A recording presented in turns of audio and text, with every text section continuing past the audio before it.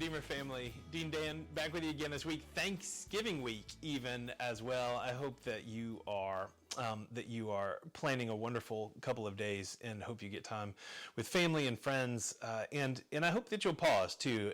And if this is a time for us to give thanks, what are we thankful for, and what can, even in the midst of our struggles and the busyness of life, what are we truly thankful for, and to give thanks to the great giver himself, God, in all of this. And so I hope that worship is a part of your Thanksgiving week as well.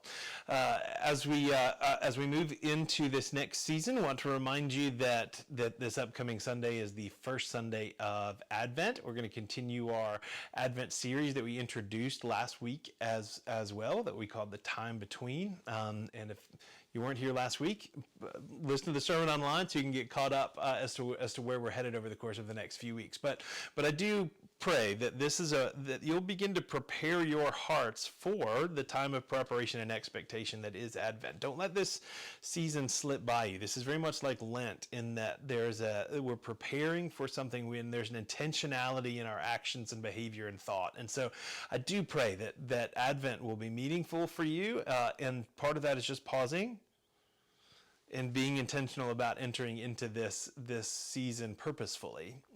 And there's an Advent resource page for you on our website as well, with lots of videos about why we do, what it is, how you can get connected, all sorts of things that are on there for you to be able to know how to step into Advent in penitential ways and in joyful ways, and with hope as well. So I hope that you'll participate in that. A couple of other things that we have coming up. We do have a feast day for the Feast of St. Andrew coming up on November 30th. And so we hope that you'll be here for that brief but poignant worship service.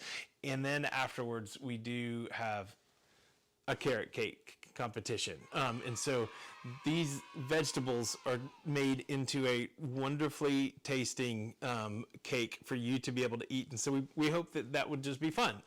That's the only purpose for that. St. Andrew doesn't have any relation to carrot cake that we know of. And last year, Ann Hewitt won our carrot cake competition. And so she is the one that you're aiming at taking down this year.